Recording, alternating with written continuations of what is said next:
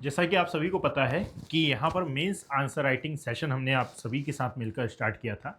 इसमें per day का एक टारगेट होता है जिसको हम कंप्लीट करते हैं। लास्ट क्लास में मैंने डे 35 में वर्ल्ड मैप के जो सैलिएंट फीचर्स थे इनके बारे में डिस्कस किया था, और आज की ये जो क्लास है, आज की क्लास में हम क्या डिस्कस करने वाले हैं। तो सबसे पहले मैं आपको टॉपिक बता देता हूँ। आफ्टर दैट एक एक क्वेश्चन को मैं आपके सामने रखूंगा और एक एक क्वेश्चन के लिए मैं आपको 2 मिनट का समय दूंगा कि आप इसकी थीम को समझिए, क्वेश्चन की डिमांड को समझिए, और उस डिमांड के अकॉर्डिंगली फिर हम जो आंसर राइटिंग कैसे करनी है उसके बारे में डिस्कस करेंगे। आज का जो टॉपिक है डे है 36, और आज का जो टॉपिक है यह है बेसिकली डिस्ट्रीब्यूशन ऑफ की natural resources across the world including south Asia and the Indian subcontinent, factors responsible for the location of primary, secondary and tertiary sector, industries in various parts of the world including India, यानी कि India and साथ में world के बारे में जो resources का distribution है उसके बारे में हम डिस्कस करेंगे। और ये जो रिसोर्सेज हैं ये इकोनॉमिक पॉइंट ऑफ व्यू से किस प्रकार से को रिलेट करते हैं इनके बारे में भी हम जानेंगे। दैट मीन्स कि यदि आप इस टॉपिक को समझें तो it is directly connected with your human geography, your economic geography, and साथ में अदर जो वेरियस डायमेंशंस होते हैं उनके अकॉर्डिंगली ये बहुत ही ज़्यादा इंपॉर्टेंट हो जाता है। एक एक करके इसको समझना चालू करेंगे। सबसे पहले, जैसा हर बार मैंने किया है और मैंने इससे पहले ही क्लासेस में भी आपको बताया था, अभी तक आपको हैबिट हो गई होगी कि मैं एक क्वेश्चन आपके सामने लिखूंगा और इस क्वेश्चन के अकॉर्डिंगली फिर इस क्वेश्चन के लिए मैं आपको 2 मिनट का समय दूंगा, और मेरी अपेक्षा ये रहेगी कि आप सबसे पहले इस क्वेश्चन की डिमांड समझें। क्वेश्चन की डिमांड समझने के पश्चात फिर जैसे ही 2 मिनट खत्म होंगे मैं आऊँगा और फिर उसके बारे में हम जो सॉल्यूशन है ये देखना चालू करेंगे। Getting my point? तो चलिए, without wasting any time will start the first question. सबसे पहले, explain the factors responsible for the location of the steel industry in India. How is the development of transport infrastructure change these locational factors. देखो, यदि इसकी PDF आपको चाहिए हो ना, सो इसकी पीडीएफ आपको अवेलेबल देखने के लिए मिलेगी कहाँ पर? जो हमारा टेलीग्राम हैंडल है, that means civils with Akash, Telegram handle पर इसकी पीडीएफ आपको अवेलेबल हो जाएगी। सुबह इसकी पीडीएफ अपलोड होती है और फिर शाम तक इसका जो सॉल्यूशन है ये हम प्रोवाइड करते हैं, यानी कि इसकी जो पीडीएफ है ये सुबह अपलोड हो चुकी है सिविल्स विद आकाश, या फिर आप इसको डाउनलोड कर सकते हैं मेरे टेलीग्राम हैंडल से भी, Abhishek Kumar geography. Getting my point? Now हम इसको कंटिन्यू करें, और यदि देखेंगे आप कि पहला क्वेश्चन आज का जो टॉपिक है इसका पहला क्वेश्चन कौन सा निकल के आता है, इसके लिए मैं आपको 2 मिनट का समय देता हूं। Just a second.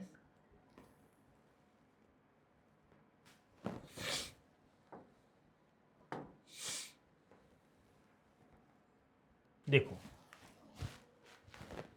जो वेरी फर्स्ट क्वेश्चन है इसमें बोला गया है explain explain the factor responsible for the explain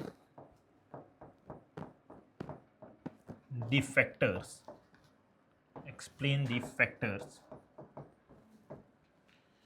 responsible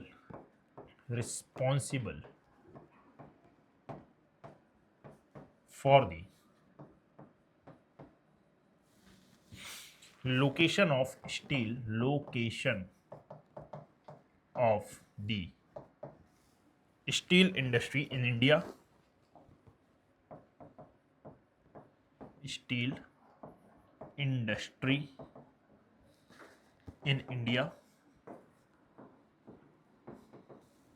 and how has the development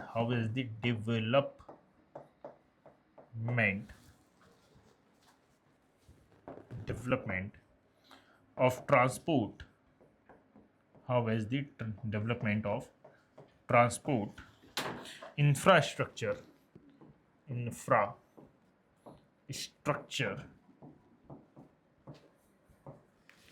changed these locational factors.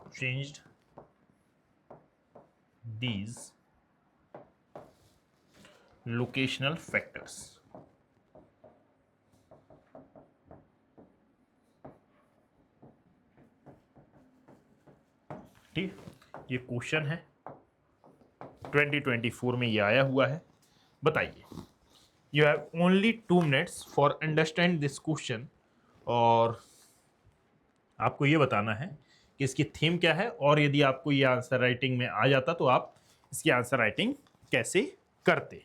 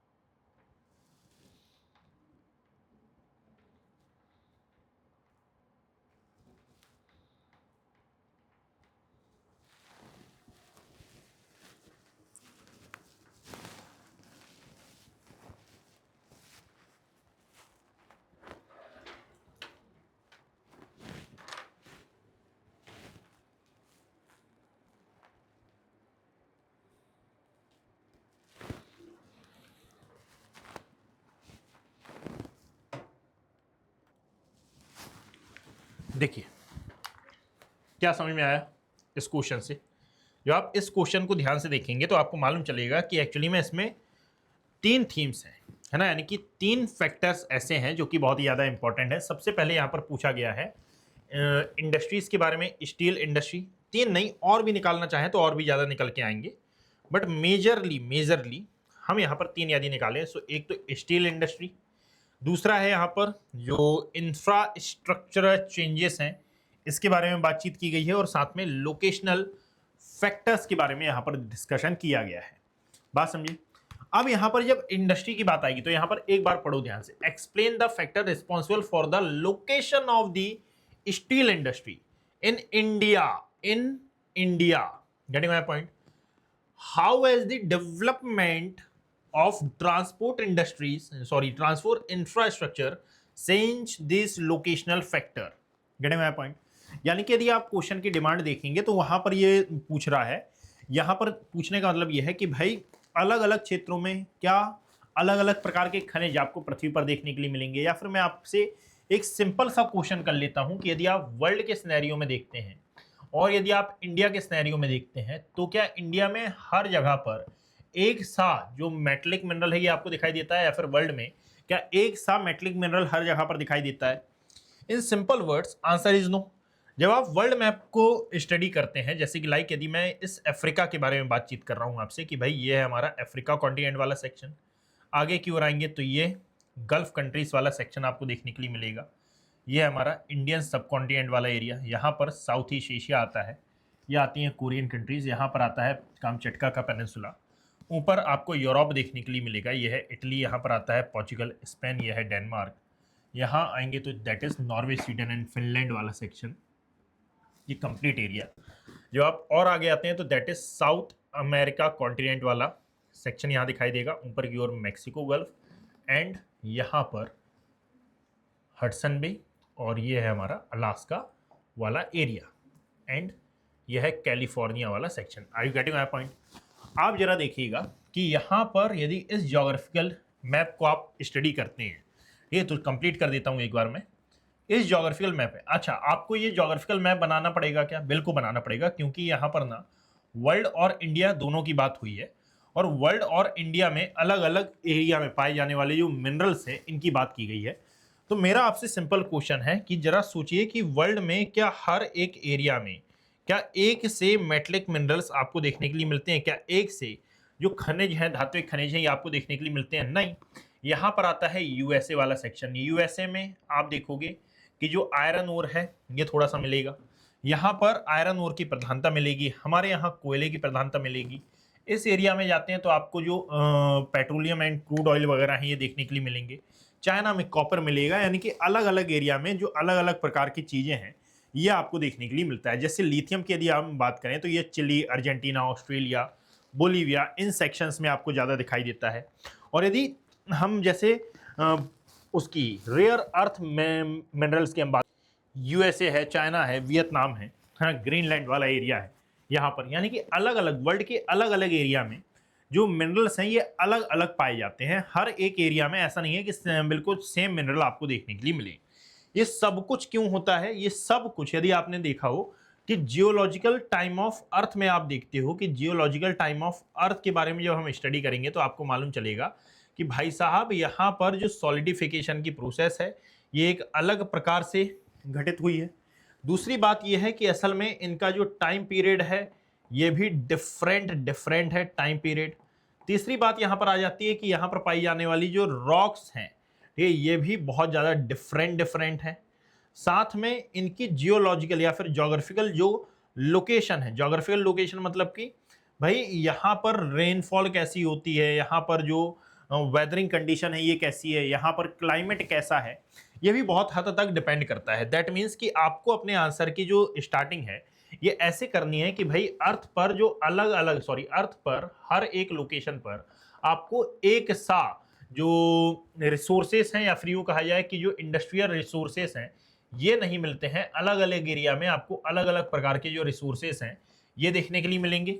Introduction में आप इसी बात को थोड़ा सा एज्यूम करेंगे। 2-3 एग्जाम्पल यदि आप इंट्रोडक्शन में पुट करें तो ये थोड़ा सा गलत हो जाएगा। क्यों गलत हो जाएगा? क्योंकि इंट्रोडक्शन स्ट्रेट फॉरवर्ड होता है।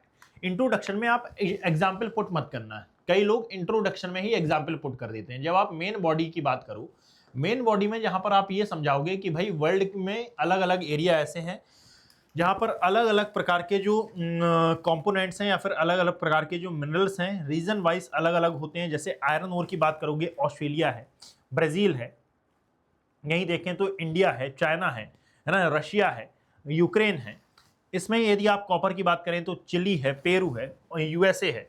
ये तमाम प्रकार के अलग अलग क्षेत्रों में अलग अलग प्रकार के जो वो है क्या मिनरल्स हैं ये आपको मौजूद देखने के लिए मिलेंगे। इनके बारे में आप मेन बॉडी में 2-3 लाइन में डिस्क्राइब कर दोगे। फिर इसके बाद आप मेन कंसेप्ट पर आओगे कि इसका मेन रीजन, जब आप ये डिस्क्राइब कर दोगे कि भाई अलग अलग एरिया में जो अलग अलग प्रकार के मेटलिक मिनरल्स हैं ये क्यों मिल रहे हैं, अलग अलग प्रकार के जो रिसोर्सेस हैं ये क्यों फाउंड हो रहे हैं, फिर इसके बाद आप मेन बॉडी में ही जब आगे की ओर बढ़ोगे तो वहां पर आप इसके मेन रीजन बताओगे। और इसके मेन रीजन क्या है? अच्छा, इसके अलावा और भी बहुत सारे एग्जाम्पल हो सकते हैं, जैसे गोल्ड है, लिथियम है ना, रेयर अर्थ एलिमेंट्स हैं, ये बहुत सारे एग्जाम्पल हो सकते हैं। तो सबसे पहले इसका मेन रीजन बताओगे कि भाई साहब यदि आयरन ओर है, ठीक है, यदि किसी भी एरिया में आयरन ओर फाउंड हो रहा है दैट मीन्स कि वहां पर जो हैवी रॉक्स हैं इनकी प्रधानता है। यहां पर आपको हैवी रॉक्स दिखाई दे रही हैं और हैवी रॉक्स दैट मीन्स कि ये अर्थ की सबसे ओल्डेस्ट रॉक्स की कैटेगरी में आएंगी। अब ये कौन सी होती हैं? तो आपने शायद नाम सुना होगा कि इनको नाम दिया जाता है एक्चुअली में एंशिएंट, इनको नाम दिया जाता है एंशिएंट शील्ड एरिया का। ये एंशिएंट शील्ड एरिया कौन से होते हैं? जरा आप मेरी बात ध्यान से सुनो कि एंशिएंट शील्ड एरिया का मतलब वो एरिया हुए जहां पर सबसे पहले शीतलन की जो प्रक्रिया है या फिर सॉलिडिफिकेशन की जो प्रोसेस है ये हुई। इन इंडिया के सिनेरियो में यदि हम स्टडी करते हैं तो इंडिया के सिनेरियो में ये कौन सी लोकेशन आ जाएगी? जैसे कि लाइक यदि आप झारखंड की बात करोगे, ठीक, कहाँ की? झारखंड की। अब या तो आप इसको मैप से शो कर दो, नहीं तो आप इसका डायरेक्टली वर्णन कर दो। झारखंड है, साथ में इसके अलावा उड़ीसा वाला जो सेक्शन है यहाँ पर, तो आप यहाँ से लिखना चालू करोगे कि पहला तो इसका क्या रीज़न हुआ कि भाई अलग अलग समय में यहाँ पर जो शीतलन की क्रिया है ये हुई है। आयरन ओर से हमने स्टार्ट किया है। सेकेंड टॉपिक आ जाएगा यहाँ पर कॉपर की। यदि हम बात कर लें, ये कॉपर कहाँ आपको ज़्यादा मिलेगा? तो कॉपर उस एरिया में आपको फाउंड मिलेगा जहाँ पर एक्चुअली में वॉल्केनिक बेल्ट आपको देखने के लिए मिलेगी। What is the meaning of volcanic belt?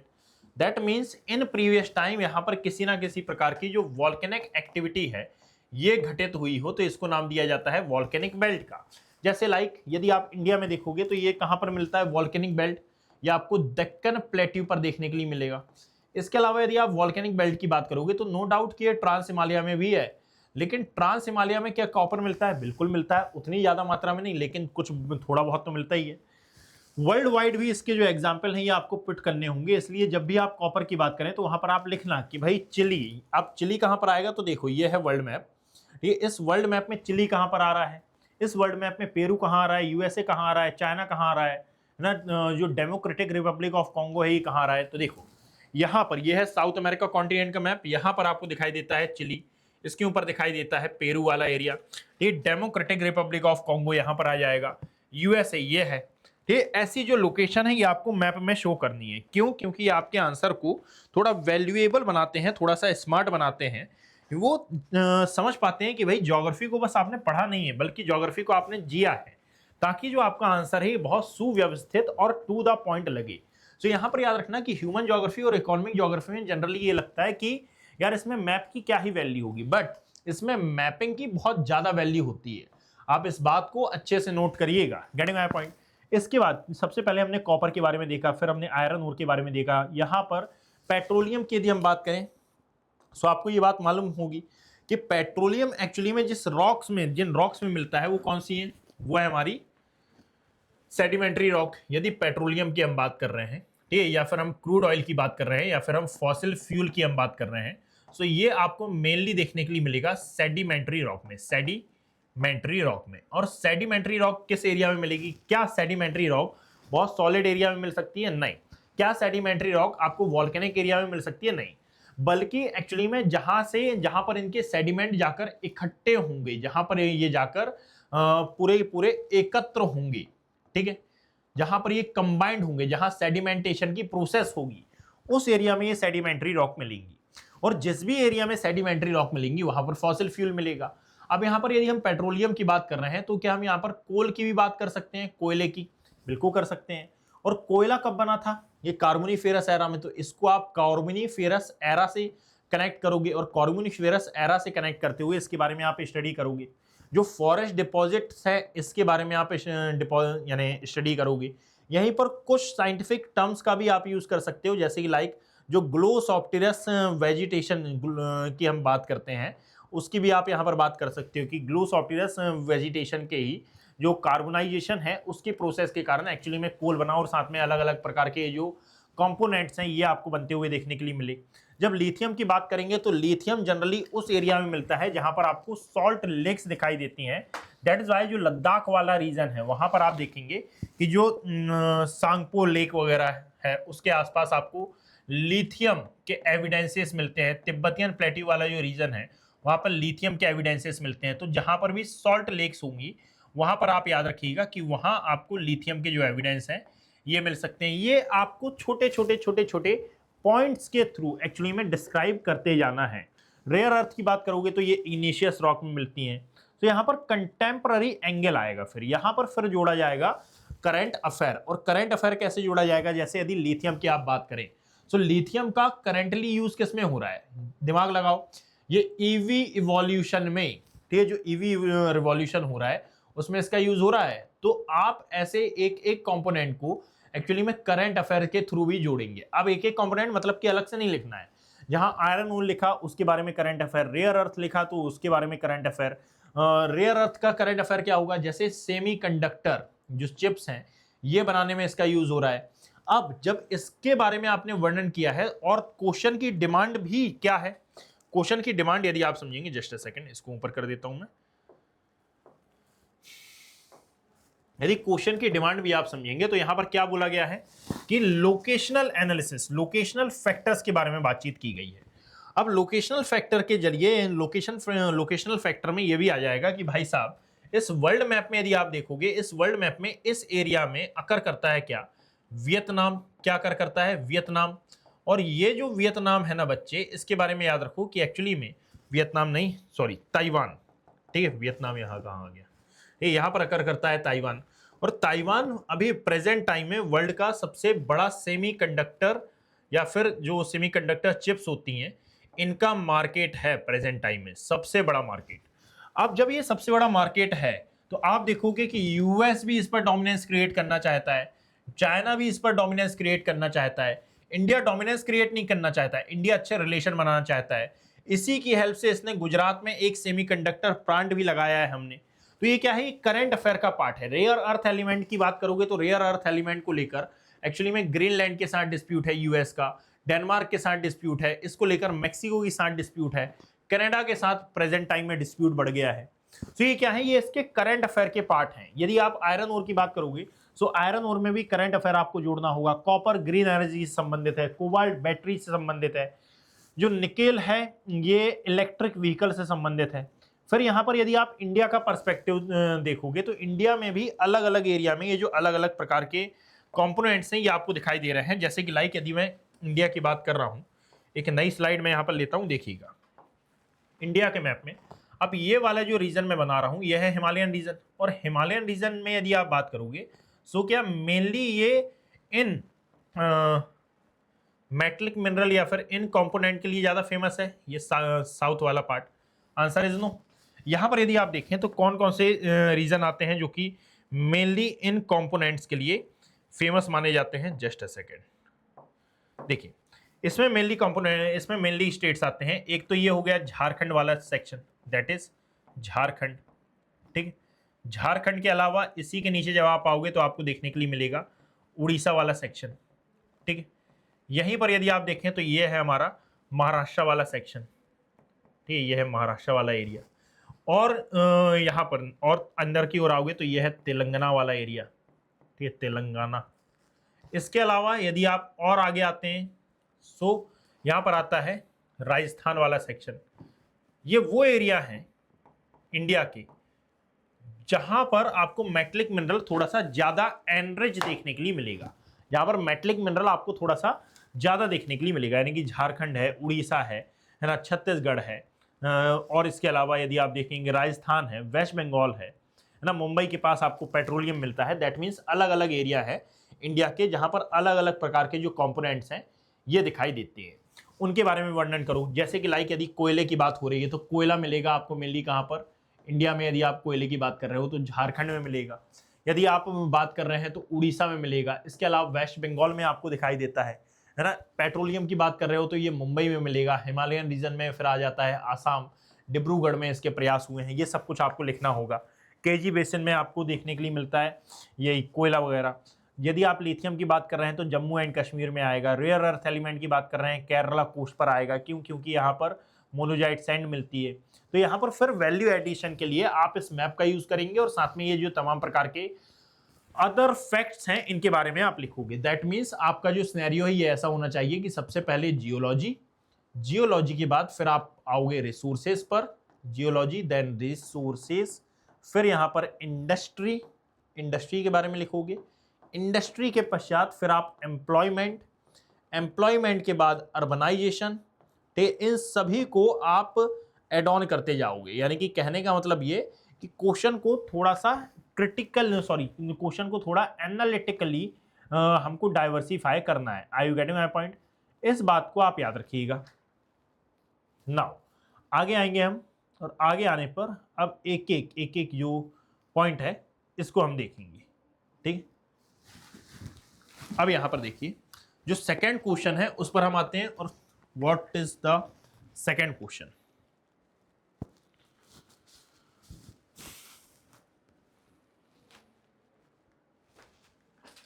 Discuss the role of natural resources in determining the pattern of industrial development across different region। ठीक, चलो यहां पर देखो, discuss the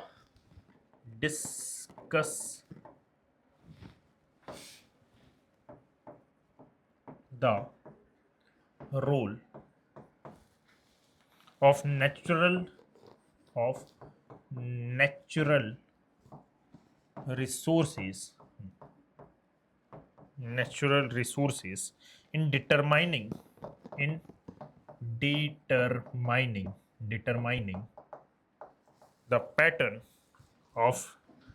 in determining the pattern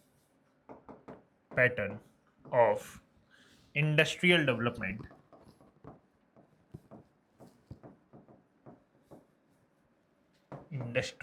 development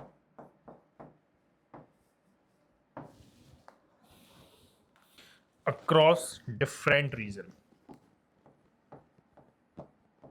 across different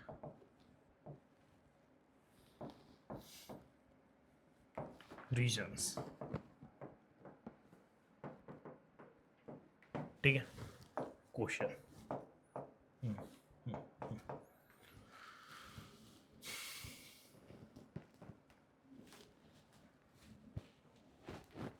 बताइए.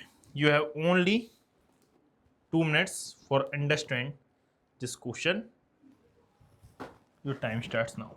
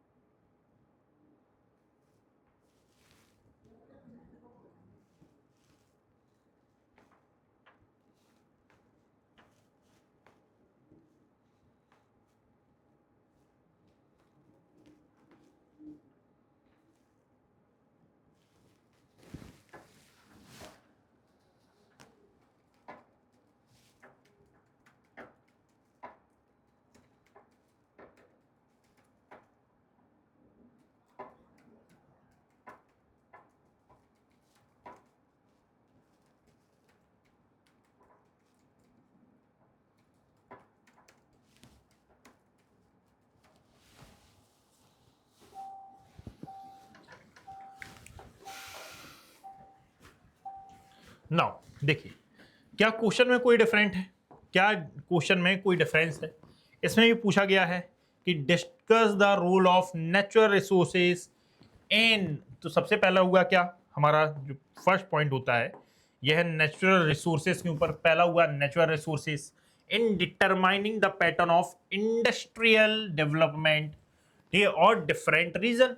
तो अभी जो हमने डिस्कस किया कि भाई साहब इंडिया के सिनेरियो में यदि आप देखते हैं, सो इंडिया के सिनेरियो में ये किस प्रकार से वर्क कर जाएगा, ठीक है. यदि आप देखोगे तो वर्ल्ड के सिनेरियो में ये किस प्रकार से वर्क करेगा, ठीक है, वर्ल्ड में, ठीक है. तो जिस प्रकार से आपने इंडिया का यानी पूरा पूरा डिस्कशन किया है, उसी प्रकार से आप वर्ल्ड का भी यहाँ पर डिस्कशन करोगे, ठीक है. और लास्ट क्वेश्चन जैसा था, इन दोनों में कोई डिफरेंस तो है नहीं. Are you getting my point? कोई इतना ज़्यादा जमीन आसमान का अंतर तो इन दोनों में है नहीं, इसके बारे में याद रखिएगा, ठीक. तो जैसा हमने क्वेश्चन में डिस्कस किया अभी तक, बस वही डिस्कशन अब आपको थोड़ा सा इनहांस कर दो, नहीं तो उसी को थोड़ा सा और अपग्रेड कर दो. इसको क्या कहा जाता है? इसको कहा जाता है कि भाई साहब क्वेश्चन ने अपनी लैंग्वेज चेंज कर दी है, ठीक है. क्वेश्चन ने अपनी लैंग्वेज चेंज कर दी और क्वेश्चन की डिमांड एक्चुअली में क्या है, सेम है. बस यदि स्टूडेंट ये समझ जाए कि भाई लैंग्वेज चेंज है, डिमांड सेम है, तो जो आंसर राइटिंग है बहुत ज्यादा इजी हो जाएगी. Are you getting my point? तो यहां पर वही हुआ है कि भाई क्वेश्चन की लैंग्वेज चेंज की गई है और डिमांड यदि आप देखोगे तो डिमांड वही सेम बनी हुई है. Getting my point? नाउ आगे आते हैं हम. चलो देखिएगा, Why are petroleum refineries generally located near ports? Explain with suitable examples. बहुत अच्छा क्वेश्चन है, मेरा सबसे फेवरेट क्वेश्चन हो सकता है ये आज के सेशन का. क्या है? Why are the petroleum industry, why are petroleum refineries petroleum refineries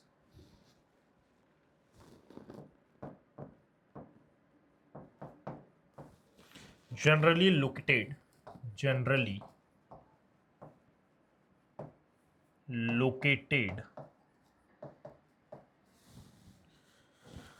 near ports.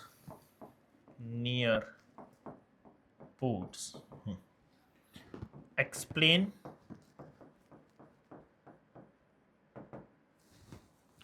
with suitable examples.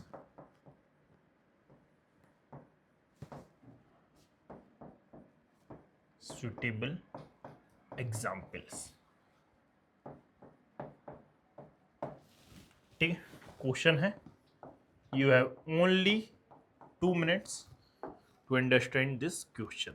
Now your time starts now.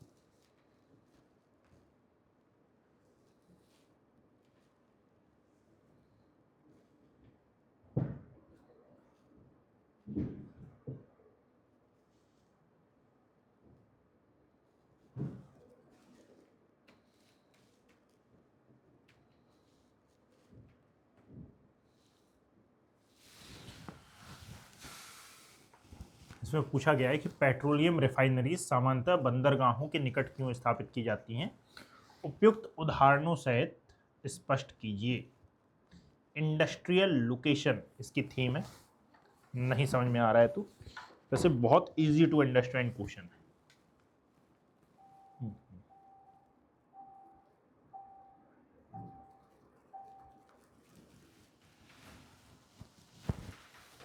चलो देखो यार, आपको मालूम होना चाहिए कि भारत के इंपॉर्टेंट पोर्ट्स कौन से हैं, तो आप समझ पाओगे कि असल में इंपॉर्टेंट जो रिफाइनरीज हैं ये कहां पर हैं। देखो, यदि मैं इंडिया का मैप यहां पर ड्रॉ करता हूं तो आप समझिए, ये यहां पर why the petroleum refineries generally located near ports, यहां पर इसने इंडिया नहीं बोला है ना। Question is not said to India, not said to world. So हमको दोनों के सिनेरियो में ये बात याद रखनी है। यदि मैं मेनली इंडिया के सिनेरियो में ये बात थोड़ा सा डिफाइन करता हूं, सो आप याद रखो कि असल में यह है इंडिया। यदि इंडिया में कुछ ज्योग्राफिकल लोकेशन की आप बात कर रहे हो, जैसे कि लाइक यहां पर इस लोकेशन पर आपको देखने के लिए मिलता है कांडला पोर्ट वाला सेक्शन, दैट इज हमारा कांडला पोर्ट। कांडला पोर्ट पर हम क्या करते हैं, यह है कांडला, यह है Mumbai, they are very important ports, ठीक है ना। यहां पर हम क्या करते हैं, जो पेट्रोलियम है या फिर जो ऑयल है, क्रूड ऑयल है, यह हम इंपोर्ट करते हैं। तो यहां पर तो हमारे पास पीछे की ओर यदि आप देखेंगे तो जामनगर ऑयल रिफाइनरी मिलेगी, that is Jamnagar oil refinery, getting my point. लेकिन इसके अलावा यदि आप देखोगे तो पानीपत ऑयल रिफाइनरी और भी मल्टीपल ऑयल रिफाइनरीज आपको देखने के लिए मिल रही हैं। तो यहां पर पूछा जा रहा है कि एक्चुअली में इंडिया एंड वर्ल्ड दोनों में जो पेट्रोलियम रिफाइनरीज होती हैं जनरली पोर्ट्स के पास क्यों होती हैं, इसको थोड़ा सा एक्सप्लेन करना है विद सुटेबल एग्जाम्पल्स। ये एग्जाम्पल आप वर्ल्ड में भी ले सकते हो और हर जगह पर ले सकते हो। मेरा एक सिंपल सा क्वेश्चन है कि बताइए कि यदि भारत अधिकांश जो क्रूड ऑयल है ये इंपोर्ट कर रहा है, तो रिफाइनरीज ऑयल फील्ड के पास लगनी चाहिए, है ना। तो क्या रिफाइनरीज ऑयल फील्ड के पास लगनी चाहिए या फिर पोर्ट के पास? ऑयल फील्ड क्या है, पोर्ट क्या है, तो यही तो मेन बात है ना। ऑयल फील्ड मतलब कि जहां से तेल निकल रहा है वहीं से रिफाइन करो, और रिफाइन ऑयल आप अपने यहां ले आओ। आपने पोर्ट के पास इसको लगा लिया, यानी कि पहले आप क्रूड ऑयल लाओगे, फिर इसके बाद आप उसको शोधित करोगे और फिर उससे पेट्रोलियम और डीजल बना के, ये तमाम प्रकार की चीजें बना के आप अपने मार्केट में सप्लाई करोगे। Gate my point. यानी कि यूपीएससी आखिर पूछना क्या चाह रहा है, ये ना पेट्रोलियम रिफाइनरीज पर नहीं है। एक्चुअली में यूपीएससी वास्तव में आपसे पूछ रहा है इंडस्ट्रियल लोकेशन। क्या पूछ रहा है? इंडस्ट्रियल लोकेशन की बताइए, इंडस्ट्रीज की लोकेशन। जैसे इसी से रिलेटेड एक पुराना क्वेश्चन भी है। ये पुराना क्वेश्चन ये कहता है कि भाई बताइए कुछ ऐसे उद्योग हैं जो कि अपने कच्चे माल से दूर स्थापित किए जाते हैं, इसका क्या मेन रीजन है।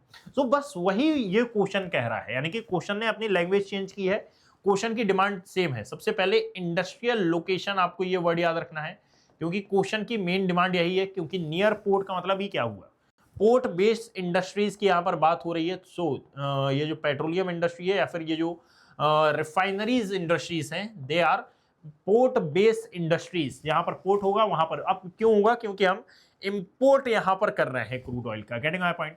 इंपोर्ट डिपेंडेंसी की यहां पर बात हुई है।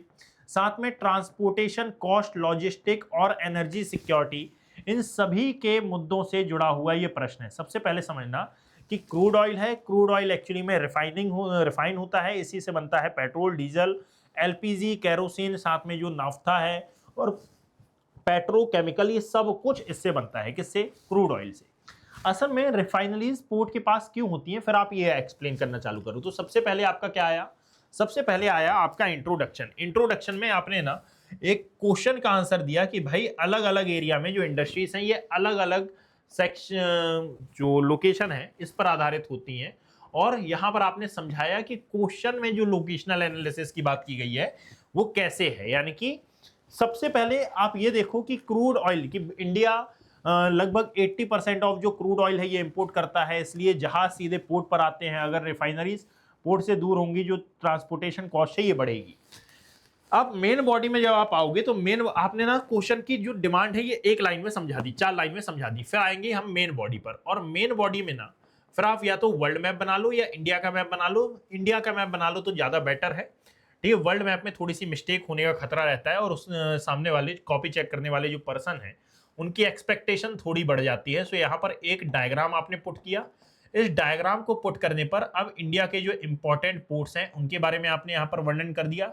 इंपॉर्टेंट पोर्ट्स को जब आपने मैप में शो कर दिया, सो इसके पश्चात फिर आप वर्ल्ड मैप यदि बनाना चाहें तो बना सकते हैं। और इन इंपॉर्टेंट पोर्ट्स के पीछे जो एक्चुअली में पेट्रोलियम रिफाइनिंग इंडस्ट्रीज हैं इनके बारे में आपने उस मैप में शो किया। और जब आपने इसको शो कर दिया तो अब आपकी यहाँ पर जो मेन बॉडी है थोड़ी सी एट्रैक्टिव हो गई, एनालिटिकल जो डायमेंशन है ये ओपन हो गए। तो यहाँ पर फिर एक एक करके जो रीजन है ये लिखना चालू करो कि भाई पहला रीजन क्या है, यहाँ पर दूसरा रीजन क्या है।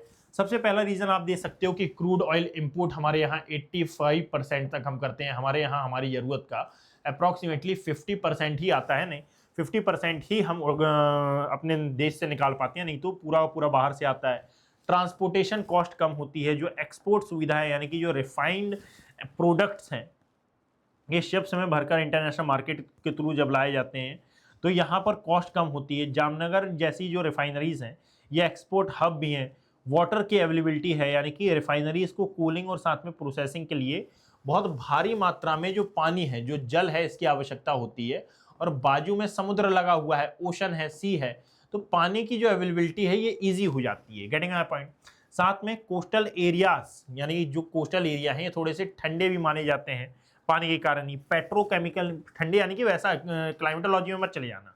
साथ में जो पेट्रोकेमिकल इंडस्ट्रीज हैं जैसे रिफाइनरीज हैं, ये पेट्रोकेमिकल कॉम्प्लेक्स बनाएंगी, plastic, fertiliser, synthetic fibre, rubber. Industrial cluster ये बन जाता है। लॉजिस्टिक एडवांटेजेस इससे मिलते हैं। इंडिया के एग्जाम्पल दे देना कि भाई जामनगर है, मुंबई है। यदि आप इस मैप को देखेंगे तो जामनगर है, नीचे आओगे तो मुंबई है, मैंगलोर है, कोची है, पारादीप है। दूसरी ओर यानी कि ईस्टर्न पार्ट में आपको चेन्नई मिलेगा, विशाखापट्टनम मिलेगा, हल्दिया मिलेगा। इनमें से अधिकांश कोस्टल क्यों है? यही क्वेश्चन का आंसर है कि भाई कंटेम्प्रेरी एंगल को यदि आप देखेंगे तो स्ट्रेटेजिक पेट्रोलियम रिजर्व जैसे कि जो सागरमाला है, पीएम गति शक्ति है, ब्लू इकोनॉमी है, एनर्जी सिक्योरिटी है, ग्रीन रिफाइनरीज हैं, इनको आप अच्छे से समझा सकते हैं। और वैल्यू एडिशन के तौर पर आप ये पूछ सकते हैं वहां पर, यानी कि एक प्रकार से लिख भी सकते हैं। मैं आपसे पूछता हूं कि यदि भविष्य में ग्रीन हाइड्रोजन का उपयोग बढ़ता है तो क्या रिफाइनरीज का महत्व कम होगा? यहां पर याद रखो कि एक्चुअली में आपके सोचने की क्षमता को बढ़ाएगा। हमको क्वेश्चन मेंशन नहीं करना है, लेकिन इस बात का सॉल्यूशन जरूर मेंशन करना है कि भाई भविष्य में ग्रीन हाइड्रोजन का उपयोग बढ़ेगा और रिफाइनरीज का जो महत्व है ये कम होगा? आंसर है नहीं, इसका महत्व कम नहीं होगा। Getting my point? और जब महत्व यानी कि कुल मिलाकर एंड ऑफ द डे हम यदि फाइनल कंक्लूजन देखें तो पोर्ट्स केवल जहाजों के रुकने का स्थान नहीं होते हैं। ये मॉडर्न जो इंडस्ट्रियलाइजेशन हो रहा है इसके लिए भी बहुत ज़्यादा इम्पॉर्टेंट एक इकोनॉमिक गेटवे होते हैं। और इसी कारण से जो पेट्रोलियम रिफाइनरीज हैं, पेट्रोकेमिकल इंडस्ट्रीज हैं और एक्सपोर्ट ओरिएंटेड जो मैन्युफैक्चरिंग है, ये आज पोर्ट लेड डेवलपमेंट मॉडल पर आधारित हैं और ये उसका आधार भी बन चुके हैं। Are you getting my point? तो इसके बारे में आप याद रखिएगा। नाउ अब जरा देखो, यानी कि ये किससे कनेक्टेड था? आपने देखा होगा इकोनॉमिक ज्योग्राफी का ये पार्ट है। Now question is question number 4, explain the factors responsible for the uneven distribution of mineral resources in world. Explain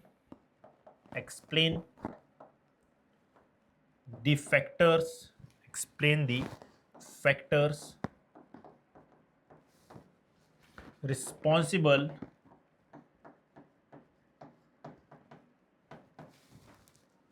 for the uneven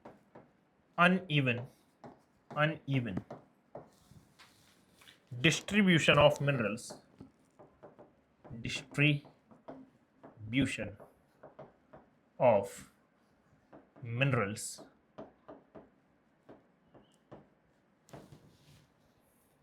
resources in the world.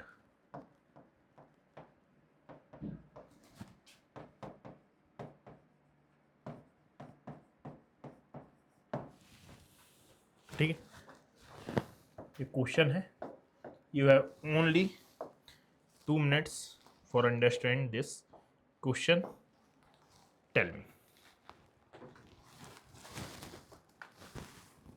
विश्व में खनिज संसाधनों के असमान वितरण के लिए उत्तरदायी कारकों की व्याख्या कीजिए।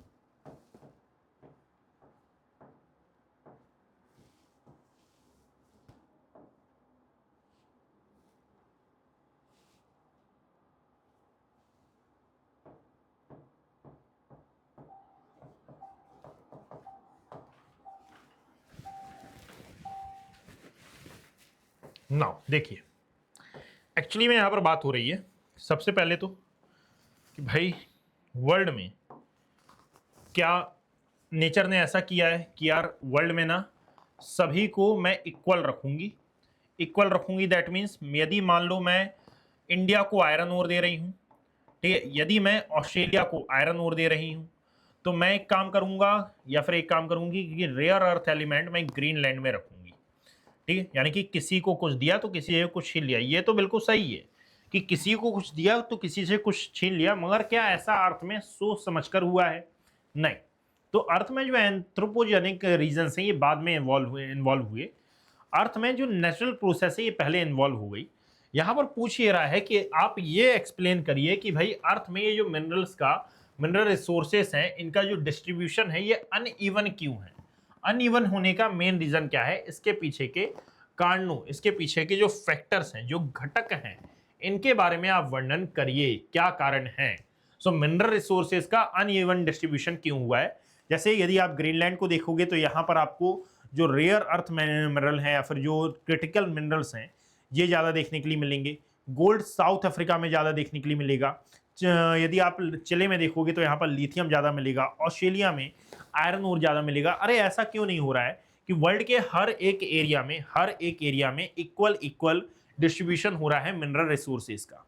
यहां पर याद रखिएगा कि आपके लिए इंपॉर्टेंट ये हो जाता है कि आप अर्थ फॉर्मेशन को यहां पर मेंशन करें, जियोलॉजिकल इवोल्यूशन को शामिल करें, रॉक फॉर्मेशन को ध्यान में रखें, मिनरल फॉर्मेशन को ध्यान में रखें, और फिर उस इन चारों के आधार पर आप जो अनइवन डिस्ट्रीब्यूशन है अर्थ का इसके बारे में वर्णन करें। Are you getting my point? इस बात को याद रखना और इस यहीं से अपना जो आंसर है ये आपको समझना स्टार्ट करना है। यानी कि जो आंसर की जो क्वेश्चन की मेन थीम है उसी मेन थीम से अपना जो आंसर है ये आपको स्टार्ट करना होगा कि भाई अलग अलग एरिया में अलग अलग प्रकार की जो मिनरल हैं ये आपको दिखाई देते हैं, इनका ये कारण हो सकता है। एक दो उदाहरण आप वहां पर ले सकते हो। मैंने इससे पहले बोला था कि असल में इंट्रोडक्शन में उदाहरण पुट मत करना, लेकिन जब ऐसा क्वेश्चन हो तो फिर आप ले सकते हो। और फिर जब आप मेन बॉडी पर आओगे सो मेन बॉडी में फिर से आपको क्या करना है? मेन बॉडी में फिर से आपको एक मैप ड्रॉ कर लेना है और मैप ड्रॉ करने के बाद फिर आप देखोगे कि अलग ये मेंशन कर दोगे कि अलग अलग एरिया में एक्चुअली में कौन कौन से अलग अलग जो मिनरल्स हैं ये आपको मौजूद देखने के लिए मिलते हैं। जैसे कि लाइक यदि ये साउथ अमेरिका कॉन्टिनेंट है, यहाँ पर मैक्सिको गल्फ आता है, यहाँ पर आप देखोगे कि भाई जो हडसन बे है ये आपको देखने के लिए मिलेगा। आफ्टर दैट यहाँ पर जो अलास्का है ये आपको देखने के लिए मिलेगा। और नीचे आएंगे तो ये है कैलिफोर्निया वाला एरिया। ठीक है, ये कंप्लीट होता है। इस सेक्शन में जब आप आओगे तो यहाँ पर आपको अफ्रीका कॉन्टिनेंट मिलता है। जस्ट अ सेकेंड, इस सेक्शन में हमको अफ्रीका कॉन्टिनेंट दिखाई देता है। ये हमारा अफ्रीका कॉन्टिनेंट वाला एरिया, ये है कंप्लीट पर्सियन गल्फ, ये है अरेबियन पेनिनसुला, यहाँ पर इंडियन सब कॉन्टिनेंट आएगा। ये है हमारा साउथ ईस्ट एशिया, यहाँ पर Korean countries that is Kamchatka का प्रायद्वीप यानी कि कामचटका का पेनिनसुला। यहाँ पर ग्रीस है, इटली है ना, डेनमार्क है, नॉर्वे, स्वीडन एंड फिनलैंड है। ये तमाम प्रकार के जो एरिया हैं ये आपको यहाँ पर देखने के लिए मिलेंगे।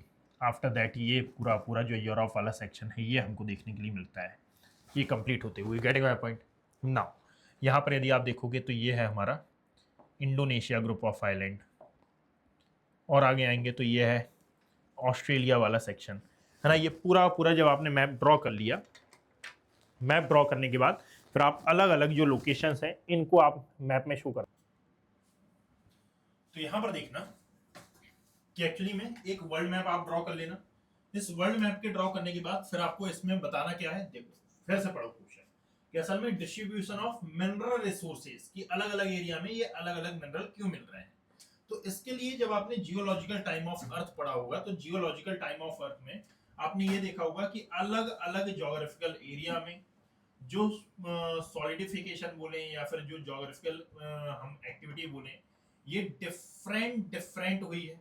और चूंकि ये डिफरेंट हुई है दैट इज वाई आप देखेंगे कि अलग अलग ज्योग्राफिकल एरिया में अलग अलग प्रकार के जो मेटलिक मिनरल हैं, जो अदर नॉन मेटलिक मिनरल हैं, ये आपको फाउंड देखने के लिए मिलते हैं। यहाँ पर आप ना प्लेट टेक्टोनिक को भी शामिल कर सकते हो। क्या बोल रहा हूं मैं, इस वाले रीजन में या फिर इस वाले क्वेश्चन में आप प्लेट टेक्टोनिक को भी शामिल कर सकते हो। यहाँ इस मैप में आपको शो करना होगा कि भाई यदि अलास्का है, यदि यूएसए है, यदि मान लो चिले है, यदि ये जो अफ्रीका वाला रीजन है, साउथ अफ्रीका वाला जो रीजन है, ये डेमोक्रेटिक रिपब्लिक ऑफ कॉन्गो वाला क्षेत्र है, ऑस्ट्रेलिया वाला सेक्शन है, इंडिया वाला एरिया है, चाइना वाला एरिया है, साउथ ईस्ट एशिया वाला रीजन है, यूरोप वाला कोई सेक्शन है, यहाँ पर जो साइबेरिया वाला सेक्शन है, इन रीजन में अलग अलग प्रकार के जो मेटलिक मिनरल हैं और जो नॉन मेटलिक मिनरल हैं ये क्यों मिल रहे हैं, इनकी स्ट्रेटेजिक इंपॉर्टेंस क्या है।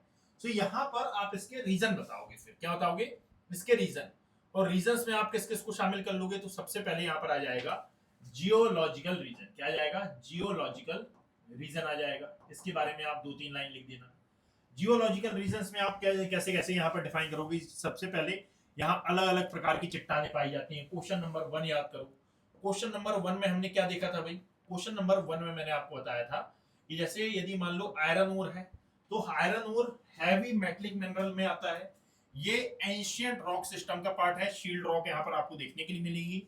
इंडिया के सिनेरियो में आप एग्जाम्पल के तौर पर पुट कर सकते हैं झारखंड और उड़ीसा वाला जो सेक्शन है इसको। इसके अलावा प्लेट टेक्टोनिक्स की आप बात करोगे, और प्लेट टेक्टोनिक में जैसे यदि आप कॉपर की बात करें तो ये एंडीज के आसपास के रीजन में मिलता है। शायद इसीलिए जो चिली है इसको कॉपर कैपिटल कहते हैं। Gold Pacific ring of fire में मिलेगा। रेयर अर्थ एलिमेंट ये आपको इग्निशियस रॉक्स में ज्यादा दिखाई देते हैं। जियोलॉजिकल एज की जब आप बात करोगे तो उसका भी आप मेंशन यहां पर करोगे। फिर यहां सिंपल सी बात कि आपने कॉपर का यहां पर वर्णन किया, वहां पर प्लेट टेक्टोनिक बाउंड्रीज आ रही थी। क्लाइमेटिकल कंडीशंस यहां पर आ जाएंगी, जैसे कि ट्रॉपिकल वेदरिंग जब होती है तो बॉक्साइड बनता है ना। जब यहां पर आप देखेंगे कि असल में हैवी रेनफॉल रीजन जहां पर भी होता है वहां पर लेटराइट सॉइल आपको देखने के लिए मिलेगी। तो ये एक्सप्लोरेशन भी आएगा, यहाँ पर टेक्नोलॉजिकल एडवांटेजेस भी आएंगे। Africa, Arctic region, deep sea mining, ये तमाम प्रकार की चीजें।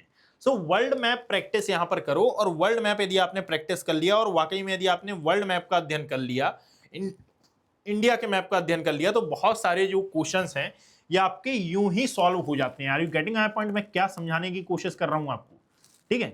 तो यहां पर याद रखिएगा कि अब हम आते हैं नेक्स्ट पार्ट पर, यानी कि जो क्वेश्चन नंबर 5 है हमारा उस पर। और क्या कहता है हमारा क्वेश्चन नंबर 5, चलो इसके बारे में हम एक बार डिस्कस करते हैं। कहां गया कहां गया कहां गया कहां गया कहां गया, आ गया। देखो, discuss the significance of rare earth element in the modern global economy. अरे भाई ये तो प्रेजेंट टाइम में भी बहुत ज्यादा डिस्कस में है ना। क्या है question, discuss the significance, discuss the significance of rare earth elements of rare earth elements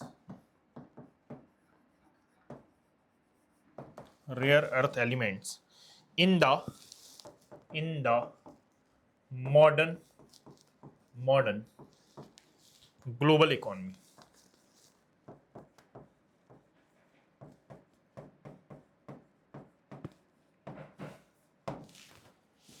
ठीक, क्वेश्चन है, you have only 2 minutes for think about it and बताइए मुझे कि क्या है इसका, क्या हो सकता है इसका आंसर।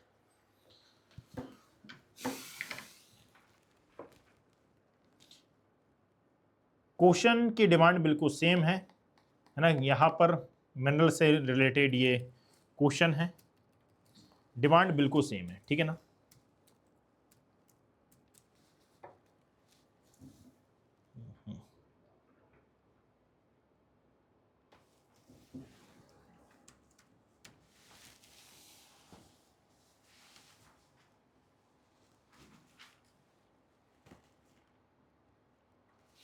आधुनिक वैश्विक अर्थव्यवस्था में रेयर अर्थ एलिमेंट के महत्व की चर्चा कीजिए।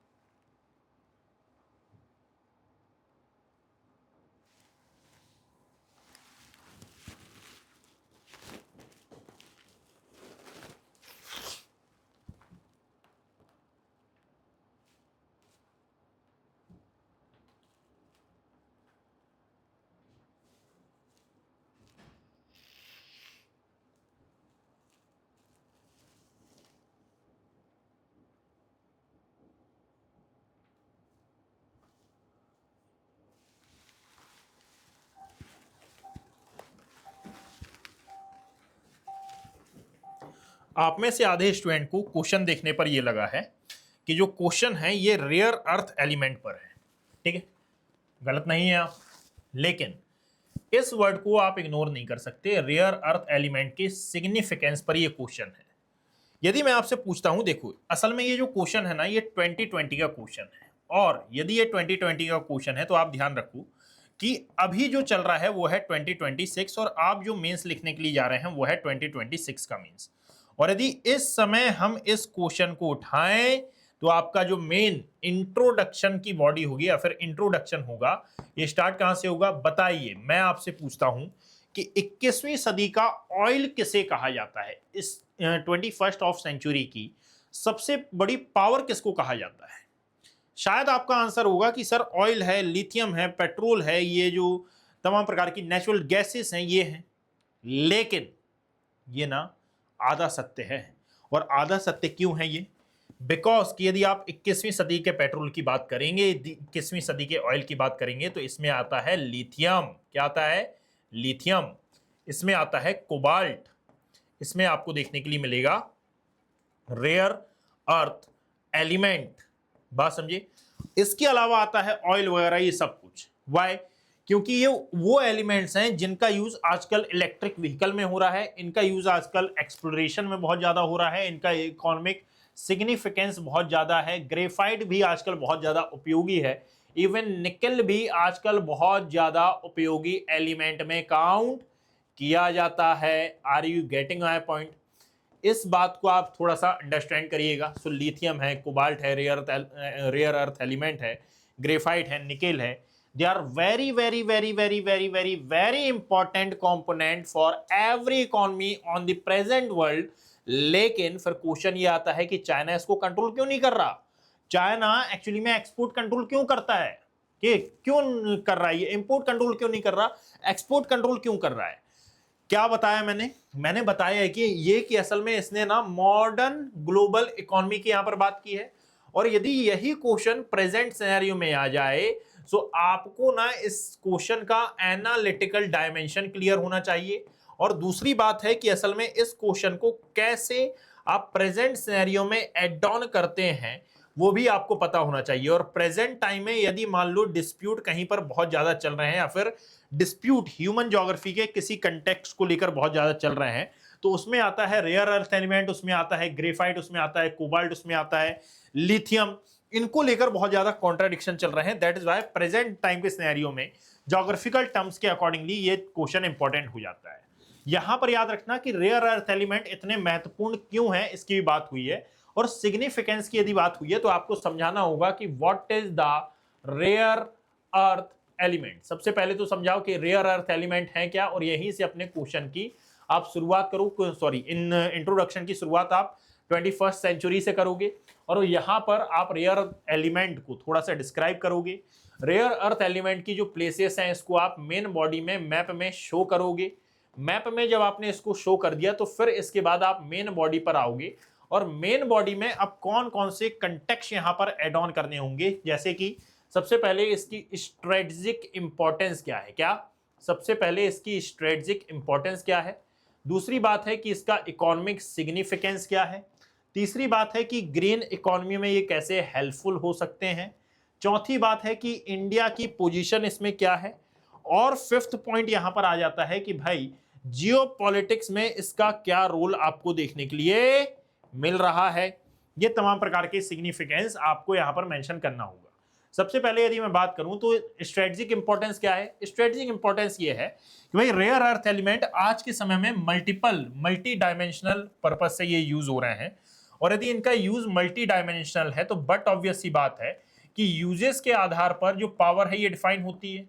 और यदि यूजेस के आधार पर पावर डिफाइन होती है, दैट मीन्स कि आप ये पाएंगे कि भाई साहब जिसके पास जितनी ज्यादा पावर, उसकी वर्ल्ड में जो कंडीशन है, वर्ल्ड में जो स्ट्रेटेजिक कंडीशन है ये उतनी ज्यादा स्ट्रॉन्ग। और यदि वर्ल्ड में उसकी स्ट्रेटेजिक कंडीशन उतनी ज्यादा स्ट्रॉन्ग, सो दैट मीन्स कि आप देखेंगे कि वर्ल्ड में आजकल जितने भी ज्यादा ये कॉन्फ्लिक्ट कॉन्ट्रडिक्शन हो रहे हैं वहां पर उतना stable economy.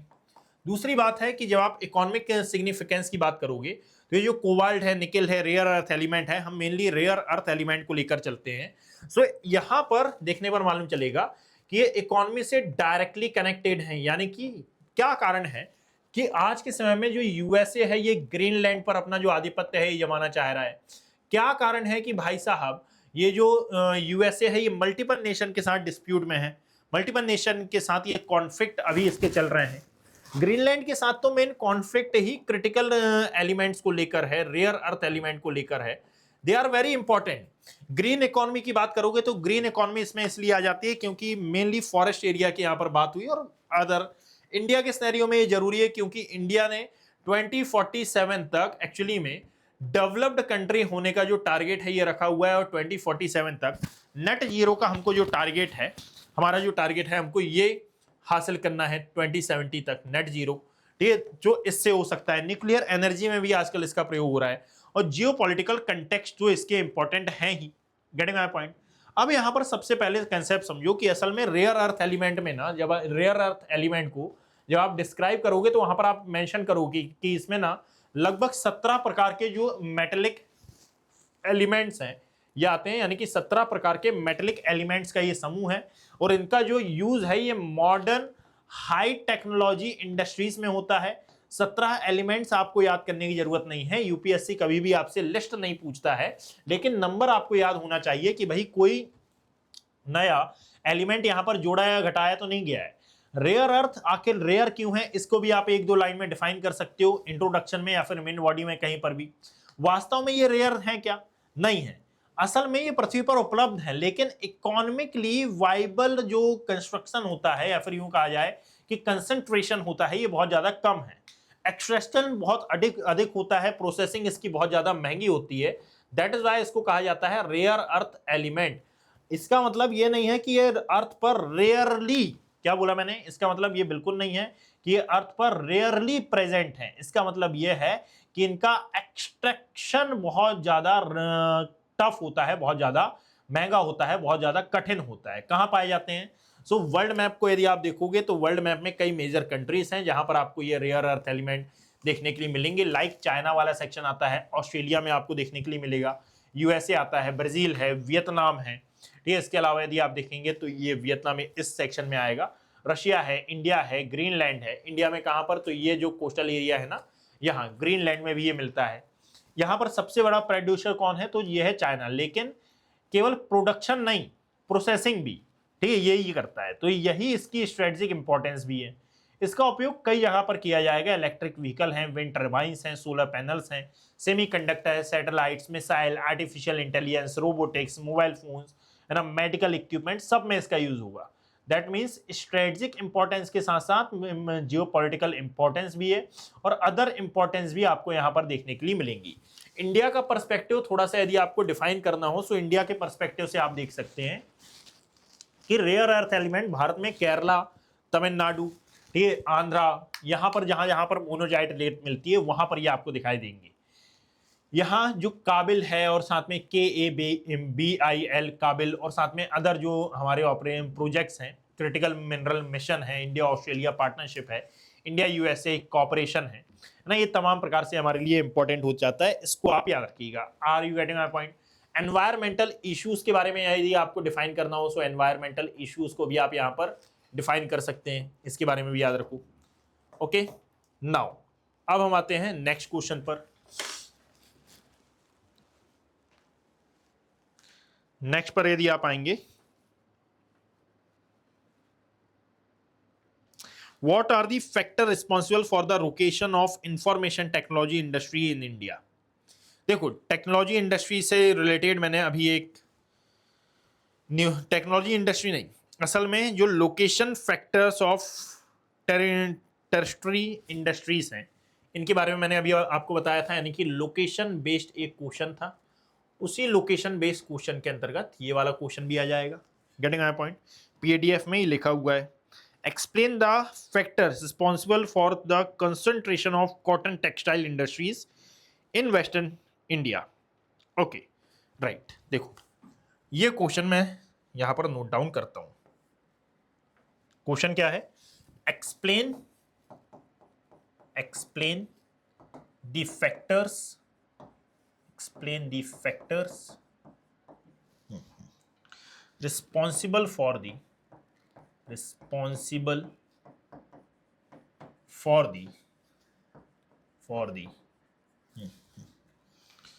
concentration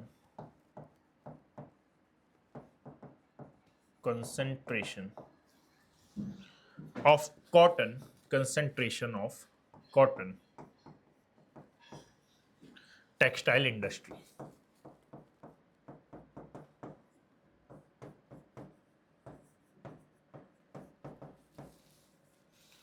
in Western Ghat, in Western India.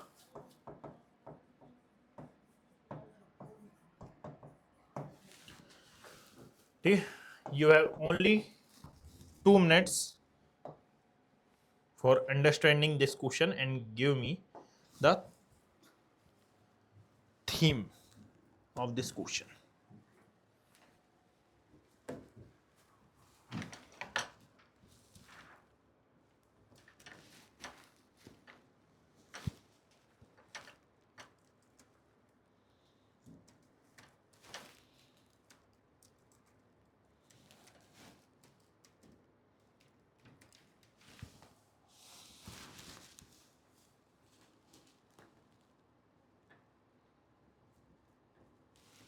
पश्चिमी भारत में सूती वस्त्र उद्योग के संकेंद्रण के लिए उत्तरदायी कारकों की व्याख्या कीजिए।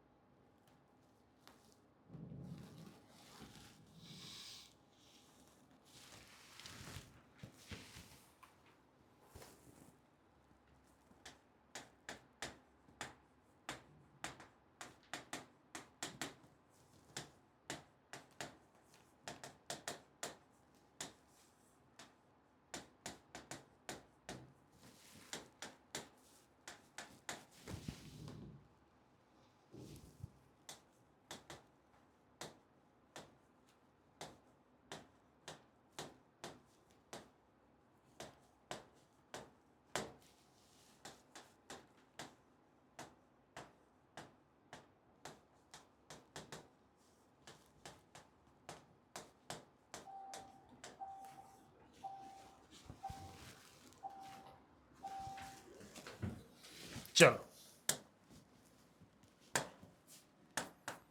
देखो, समझे कुछ?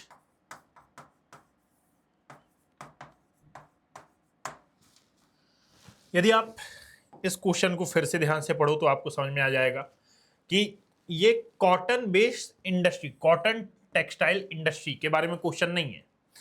बात यह है कि explain the factor responsible for the concentration of cotton textile industry in western Ghat.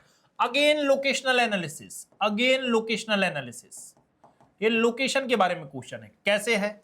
India में यदि आप देखोगे, ठीक है, इंडिया में, यह है इंडिया। यदि इंडिया में आप देखें तो भाई सबसे ज्यादा जो कॉटन है ये कहां पर होता है? सबसे ज्यादा कॉटन होता है पंजाब हरियाणा वाले रीजन में। बात समझ में आया? यह हमारा पंजाब हरियाणा वाला सेक्शन, ये यहां पर आता है पंजाब हरियाणा वाला सेक्शन। यहां पर यह है महाराष्ट्र एंड यह है गुजरात वाला एरिया। यदि मान लो पंजाब एंड हरियाणा में सबसे ज्यादा जो वह है क्या कॉटन का प्रोडक्शन है ये हो रहा है, सो टेक्सटाइल इंडस्ट्रीज ज्यादा आपको गुजरात एंड महाराष्ट्र में देखने के लिए क्यों मिलती हैं? आप क्वेश्चन की डिमांड समझे? क्वेश्चन की डिमांड समझ में आया? तो यहां पर याद रखो कि इंडस्ट्रियल लोकेशन फैक्टर आपको याद रखना है। यहां पर आपको एग्रो बेस्ड जो इंडस्ट्री है ये याद रखना है, इंडस्ट्रियल क्लस्टरिंग याद रखना है, इंडस्ट्रियल जो एडवांटेजेस हैं जो कि गुजरात और महाराष्ट्र को मिलते हैं इसके बारे में क्वेश्चन में आपको वर्णन करना है। कहने का मतलब यह है कि असल में आपने बहुत बार ये लाइन सुनी होगी कि भाई साहब रॉ मटेरियल पर ही आधारित उद्योग होते हैं, यानी कि जहां पर उद्योगों का रॉ मटेरियल प्रेजेंट है वहां पर संबंधित जो उद्योग हैं ये लग जाएंगे। लेकिन यदि रॉ मटेरियल जिस एरिया में सबसे ज्यादा है सो उद्योग वहां लगने चाहिए ना, वाई कि ये उद्योग कहीं और लग रहे हैं, इंडस्ट्रीज कहीं और लग रही हैं, मतलब कि रॉ मटेरियल अवेलेबिलिटी के अलावा और भी कई ऐसे फैक्टर्स होते हैं जो कि इंडस्ट्रियल लोकेशन के लिए बहुत ज़्यादा रिस्पॉन्सिबल होते हैं। सबसे पहले इसका कंसेप्ट समझना कि आपको ना इसमें सबसे पहले तो जो डेफिनेशन है ये थोड़ी सी प्रदान करनी होगी, बात समझिए। यानी कि आप लिखोगे कि कॉटन टेक्सटाइल इंडस्ट्री एक प्रकार की एग्रो बेस्ड इंडस्ट्री है जिसका मेनली जो रॉ मटेरियल है ये है कॉटन। यानी कि जो कॉटन है, कॉटन की गिनिंग होती है, बात समझिए, कॉटन है, कॉटन की यहां पर गिनिंग होगी, यहां पर स्पिनिंग होगी, ठीक है, स्पिनिंग होगी। इसके बाद इसकी वेविंग की जाएगी, वेविंग, बात समझिए। वेविंग के बाद इसकी प्रोसेसिंग होगी, प्रोसेसिंग। प्रोसेसिंग के बाद अब जो लास्ट उत्पाद है यानी कि जो गारमेंट इंडस्ट्री है इसमें ये जाएगा, प्रोसेसिंग के बाद ये गारमेंट इंडस्ट्री में पहुंचेगा और गारमेंट इंडस्ट्री में इससे क्या बना लिया जाएगा, कॉटन यानी जो क्लॉथ है ये बना लिया जाएगा। अब यहां पर फिर आप डिफाइन करोगे कि एक्चुअली में वेस्टर्न घाट ही क्यों, ठीक है, वाई वेस्टर्न घाट, वाई ओनली वेस्टर्न घाट, ये वेस्टर्न घाट ही क्यों, इसके बारे में आप लिखोगे। तो इसका सबसे पहला कारण तो वही हो जाएगा, रॉ मटेरियल अवेलेबिलिटी। लेकिन यदि रॉ मटेरियल अवेलेबिलिटी अकेला आप लिख के छोड़ दोगे और इसी को पूरा पूरा डिफाइन कर दोगे तो फिर जो एग्जामिनर है ये आपसे क्वेश्चन कर सकता है कि सर रॉ मटेरियल अवेलेबिलिटी है तो ये तो पंजाब और हरियाणा में ज्यादा है तो वहां पर क्यों नहीं लगा, यही तो क्वेश्चन है ना। तो इसके जो सब टॉपिक्स रहेंगे फिर इसकी जो आगे वाली हेडिंग्स रहेंगी, ठीक है, ये आपको आगे मिल जाएंगी। जैसे ट्रांसपोर्ट कॉस्ट, यहां पर आप लिखोगे कि गुजरात और महाराष्ट्र में, जो गुजरात एंड महाराष्ट्र है यहां पर ट्रांसपोर्टेशन कॉस्ट कम है। ट्रांसपोर्टेशन कॉस्ट कम होने के साथ साथ यहां पर कंटिन्यूअस सप्लाई भी होती है। कंटिन्यूअस सप्लाई के उदाहरण जैसे अहमदाबाद है, गुजरात है, मुंबई है, नागपुर है, यहां पर कंटिन्यूअसली सप्लाई होती है। दूसरी बात क्या है, सुटेबल क्लाइमेट है, यानी कि जो टेक्सटाइल मिल होती हैं इनमें ह्यूमिडिटी क्यों चाहिए, ह्यूमिडिटी चाहिए होती है। एक्सप्लेन ऐसे करना है इसको कि असल में ह्यूमिडिटी होने से जो कॉटन यान है ये टूटता नहीं है और स्पिनिंग यहां पर आसान हो जाती है। इसी कारण से मुंबई का जो समुद्री जलवायु है ये टेक्सटाइल इंडस्ट्री लिए बहुत ही ज्यादा प्रॉफिटेबल माना जाता है, बहुत ही ज्यादा अनुकूल माना जाता है। जो पोर्ट फैसिलिटीज हैं यहां पर इंपॉर्टेंट है। थर्ड पॉइंट लिखोगे पोर्ट फैसिलिटीज। पोर्ट फैसिलिटीज का मतलब क्या है कि असल में जो मुंबई बंदरगाह है, कांडला है, मुंद्रा है, यहां पर रो कॉटन एक्सपोर्ट है, मशीनरी इंपोर्ट है, फिनिश्ड जो गुड्स एक्सपोर्ट है ये अच्छा होता है। मार्केट की अवेलेबिलिटी आपको यहां पर देखने के लिए मिलेगी। सो सबसे इंपॉर्टेंट तो मार्केट की अवेलेबिलिटी होती है ना किसी भी उद्योग के लिए। कोई भी उद्योग यदि काम कर रहा है तो यहां पर मार्केट की अवेलेबिलिटी इज मोस्ट इंपॉर्टेंट। अब जरा बताइए इसको, आप ऐसा समझ लो कि यार झारखंड स्टेट है, झारखंड में आयरन ओर बहुत ज्यादा निकलता है, झारखंड में कोयला बहुत निकल रहा है। अब आयरन ओर झारखंड हो गया, कर्नाटका हो गया, मेनली मैं झारखंड की बात करता हूं, यहां पर आयरन ओर निकल रहा है। आयरन ओर निकला तो आपने ना यहां पर जो टाटा आटा थे उन्होंने एक्चुअली में बड़ी बड़ी जो कार हैं इनका प्रोडक्शन करना चालू किया। अरे क्यों करना चालू किया, क्योंकि यहां पर एक्चुअली में रॉ मटेरियल था। लेकिन जरा आप सोचिएगा, थिंक कि भाई साहब आपने रॉ मटेरियल की अवेलेबिलिटी यहां पर देखी और कार प्रोडक्शन करना चालू किया। आपने बना ली टाटा हैरियर, ठीक है, जिसका प्राइस ही कितना है, मान लेते हैं कि इसका प्राइस है हमारा कितना, 20 लाख रुपए के आसपास। अरे लोग 20 लाख की कार खरीदने के लिए, यानी कि अब 20 लाख की कार कौन खरीदेगा, जिसके पास उतना पेइंग कैपेसिटी होगी। पेइंग कैपेसिटी के लिए जरूरी क्या है, इंडस्ट्रियलाइजेशन। पेइंग कैपेसिटी के लिए जरूरी है एम्प्लॉयमेंट। पेइंग कैपेसिटी के लिए जरूरी है लोगों के पास उतना रिजर्व में पैसा होना चाहिए। यदि नहीं है तो पेइंग कैपेसिटी होगी क्या, नहीं हो पाएगी। तो इसीलिए याद रखो कि यहां पर मेनली यानी कि झारखंड में मेनली क्या बनाए जाएंगे, रॉ मटेरियल से, यानी कि कार बनाने के लिए जो भी कंपोनेंट्स हैं उनको वहां पर डिजाइन किया जाएगा, असेंबलिंग कहीं और होगी। तो सेम एज कॉटन में भी भाई कॉटन की अवेलेबिलिटी है, मगर कॉटन से बने हुए जो वस्त्र हैं इनको ट्रांसपोर्टेशन के माध्यम से एक स्थान से दूसरे स्थान पहुंचाना है।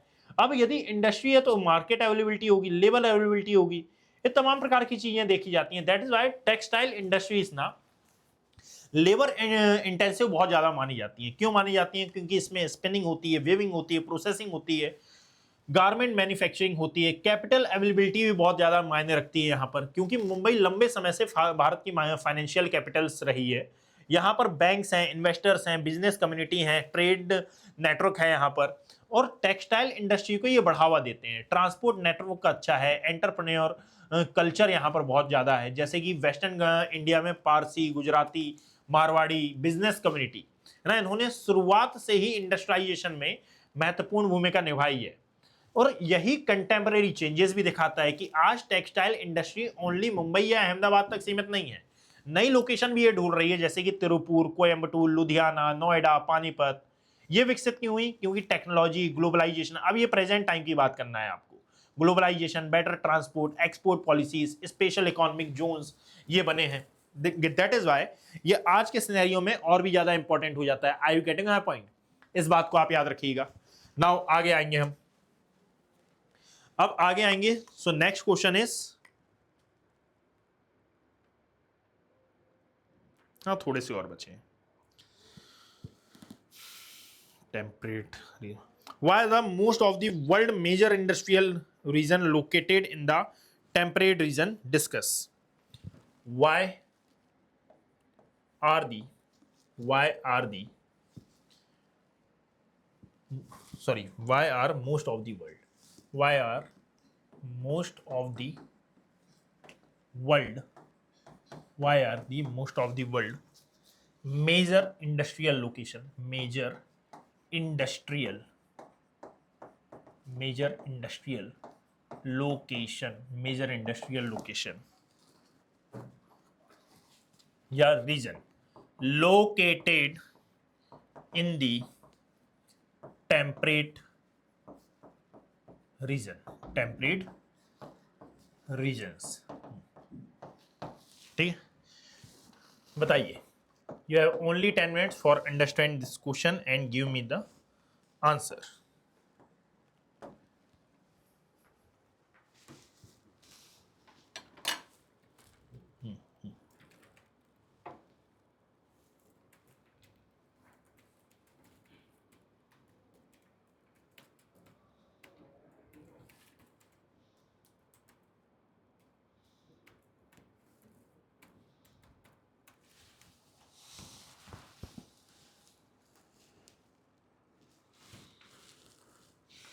विश्व के अधिकांश प्रमुख औद्योगिक क्षेत्र समशीतोष्ण क्षेत्रों में ही क्यों स्थित हैं?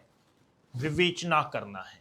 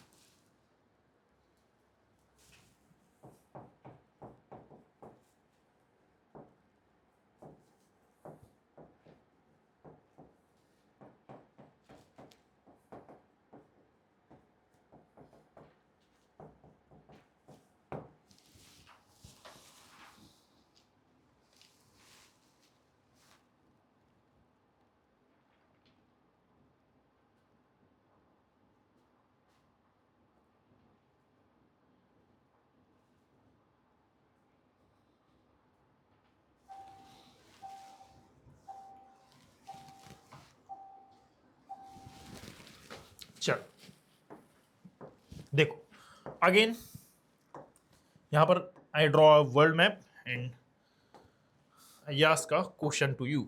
देखिए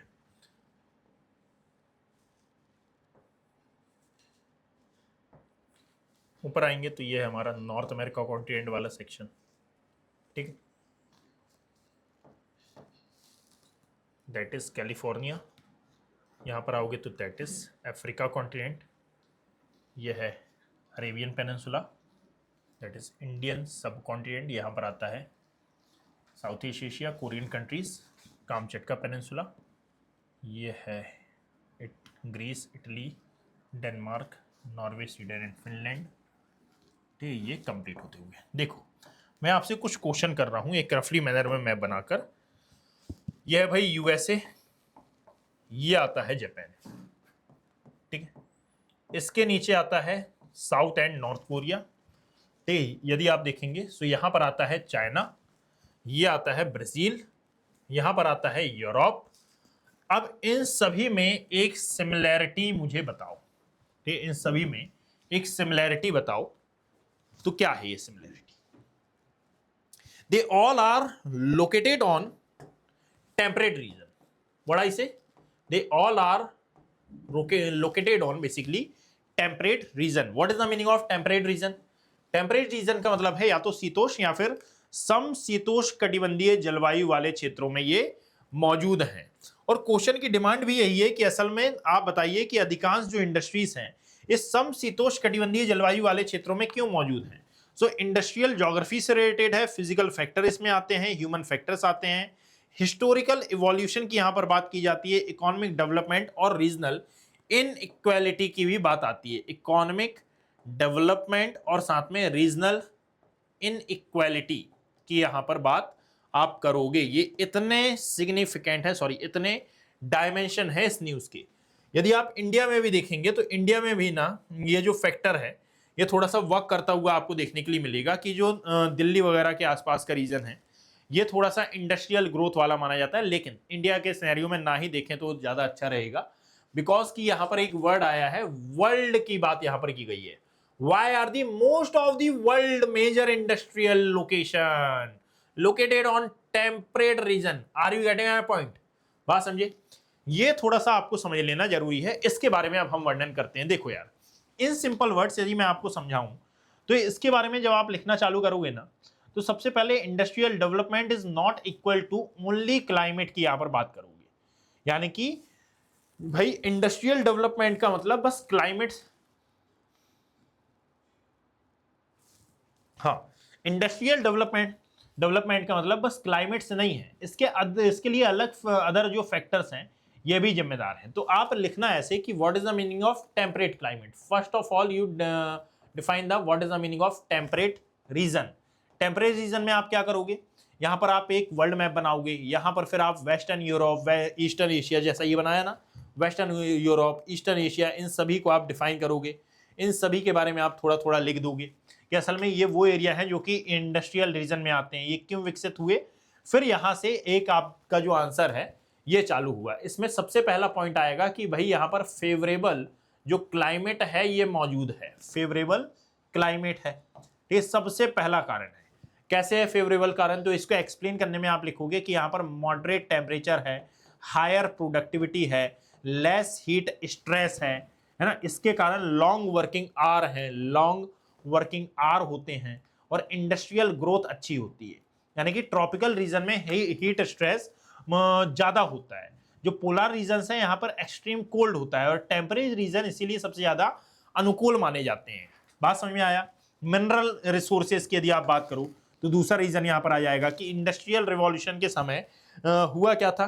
यदि इंडस्ट्रियल रिवॉल्यूशन के समय आप देखोगे तो भाई कोल है मेनली और साथ में आयरन ओर है ना, ये टेम्परेट बेल्ट में उपलब्ध थे। जैसे कि जस्ट फॉर एग्जांपल कि ब्रिटेन है, जर्मनी है, यूएस है, फ्रांस है, यहां पर ये ज्यादा मिलते थे। तो असल में जब रॉ मटेरियल बाजू मिल रहा है, सो रॉ मटेरियल बाजू मिल रहा है तो उससे संबंधित जो इंडस्ट्री है ये भी आसपास में लगा ली गई। Are you getting my point? ये इंडस्ट्री यहाँ पर लग गई। दैट इज वाई ये जो इंडस्ट्रीज हैं ये आज आपको टेम्परेट रीजन्स में ज्यादा देखने के लिए मिलती हैं। बात समझ में आया? इसको भी आप याद रखिएगा। Now the next term is, यहां पर यदि आप देखें सो नेक्स्ट टर्म में आप यहां पर आओगे, ट्रांसपोर्ट जो नेटवर्क है ये बहुत अच्छा है। जैसे यदि आप स्पेन के आसपास का रीजन देखते हैं, आप फ्रांस के आसपास का रीजन देखते हैं, यदि आप यूएस में खड़े होकर ये तमाम प्रकार की चीजें देखते हैं, तो यहां पर आपको एक बात समझनी चाहिए, यहां पर जो ट्रांसपोर्टेशन नेटवर्क है, ट्रांसपोर्ट नेटवर्क है, this is a very important. Transport network बहुत ही ज्यादा इजी है। सो ये सभी कारण आप यहां पर एक्सप्लेन करोगे और लास्ट में कंक्लूजन में इन्हीं सब कारणों को थोड़ा सा वृहदाकार करके आप लिख दोगे। लार्ज स्केल मार्केटिंग की भी बात यहां पर आती है, large scale marketing. Getting my point? यानी कि क्या क्या करना है आपको, मेनली आप यहां पर पहले नंबर से लेके कुल मिलाकर 5-6 पॉइंट में आप इसको खत्म कर सकते हैं। जैसे सबसे पहले हमने फेवरेबल क्लाइमेट की बात की है, तो फेवरेबल क्लाइमेट के लिए आप लिखोगे यहाँ पर कि मॉडरेट टेम्परेचर है, हायर प्रोडक्टिविटी होती है, लेस हीट स्ट्रेस होता है, लॉन्ग वर्किंग आवर होते हैं, इंडस्ट्रियल ग्रोथ अच्छी होती है ना। और मिनरल रिसोर्सेज की जब आप बात करोगे तो यहाँ पर कोल, आयरन और ये सबसे पहले मिले थे। That is why Britain, Germany और ये यूएसए, फ्रांस, यहाँ पर ज़्यादा आपको इंडस्ट्रीज दिखाई देती हैं। यदि इंडस्ट्रियल रिवॉल्यूशन की बात करें सो अभी समझना कि इंडस्ट्रियल रिवॉल्यूशन कहाँ से शुरू हुआ था, ब्रिटेन से। इंडस्ट्रियल रिवॉल्यूशन आया तो टेक्नोलॉजी आई, फैक्ट्रीज आई, अर्बनाइजेशन आया, इंडस्ट्रियल रीजन्स वहाँ पर विकसित हुए। दैट मीन्स हिस्टोरिकल एडवांटेज आज भी इनको मिल रहा है। ट्रांसपोर्ट नेटवर्क की यदि आप बात करोगे तो सो नेविगेबल जो रिवर्स होती हैं, जैसे राइन है, शाइन है और ये अपना थेम्स रिवर है, मिसिसिपी है, ग्रेट लेक्स हैं, है ना, ये डीप नेचुरल हार्बर्स हैं, यहाँ पर रेलवेज हैं, पोर्ट्स हैं। ये स्टूडेंट यानी एक प्रकार से आप समझो कि भाई they are very important for export, import और साथ में industrialization. I are you getting my point? Capital availability है, जैसे इंडस्ट्रियलाइजेशन के लिए banks, finance, investment, entrepreneurship, they are very important. तो यहाँ पर लंदन है, न्यूयॉर्क है, टोक्यो है, फ्रैंकफर्ट है, ये बहुत इंपॉर्टेंट यानी किस में आती हैं, कैपिटल कंट्रीज में आती हैं। स्किल्ड ह्यूमन रिसोर्सेस आपको यहाँ पर देखने के लिए मिलेंगे, लार्ज मार्केट मिलेगा, गवर्नमेंट की पॉलिसीज भी अच्छी हैं। हमारे यहाँ तो एक इंडस्ट्री लगाने के लिए गवर्नमेंट रोला देती है, एक पीढ़ी लग जाती है एक इंडस्ट्री डेवलप करते करते। विदेशों में ऐसा थोड़े ना होता है। Getting my point? इसीलिए वो आगे भी हैं हमसे। चलो आगे आए। खैर हमारे यहाँ तो दिक्कतें बहुत हैं यार। Discuss the importance of river valleys in the development of industries. क्या बोला मैंने? Discuss the importance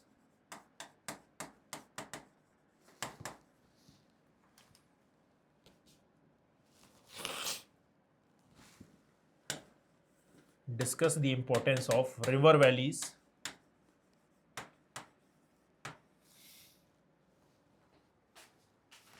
just a second.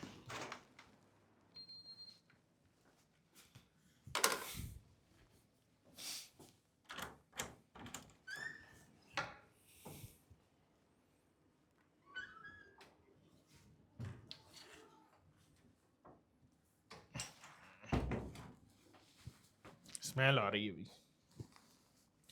Discuss the importance of river valleys in the development of industries.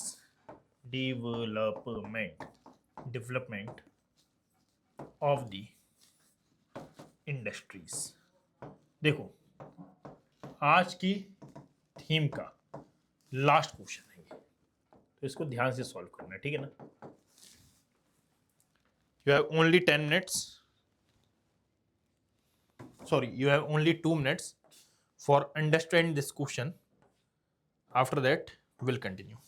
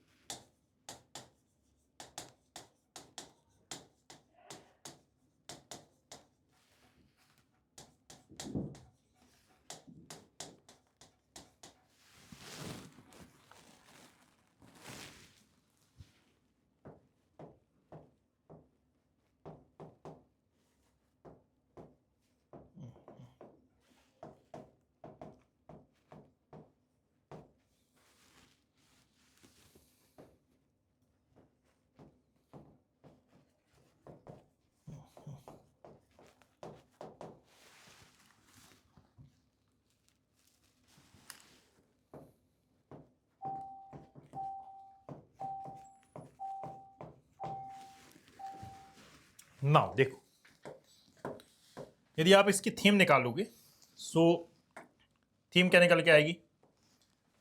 Theme निकल के आएगी river valley, industrial location, water resources, transport, urbanization, energy security और साथ में industrial corridor और सस्टेनेबल डेवलपमेंट। ये main बिंदु है, इनके बारे में हमको डिस्कस करना होगा। यहां पर एक बात याद रखो कि रिवर्स क्या बस पानी पीने के काम आती हैं? क्या रिवर्स बस खेती करने के काम आती हैं? क्या फ्रेश वाटर अवेलेबिलिटी के बस काम आती हैं? Answer is no.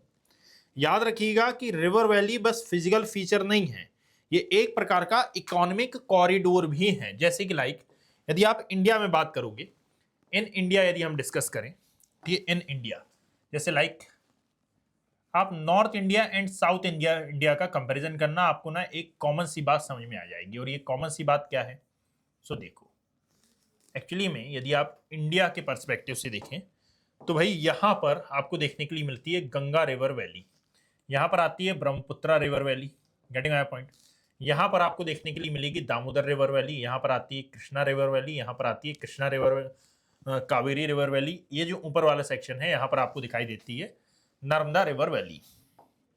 मैं बताना ये चाह रहा हूं आपको कि भाई ये चाहे ब्रह्मपुत्रा रिवर वैली हो या फिर चाहे वो यहाँ पर गंगा रिवर वैली हो, ठीक है, या फिर चाहे आप यहाँ पर डिस्कस करें कि ये है हमारी नर्मदा रिवर वैली, ठीक है, आप यहाँ पर देख लो तो यहाँ पर आपको दामोदर और स्वर्ण रेखा रिवर वैली मिल जाएगी, ठीक है। ये आपको गोदावरी रिवर वैली दिखाई देती है।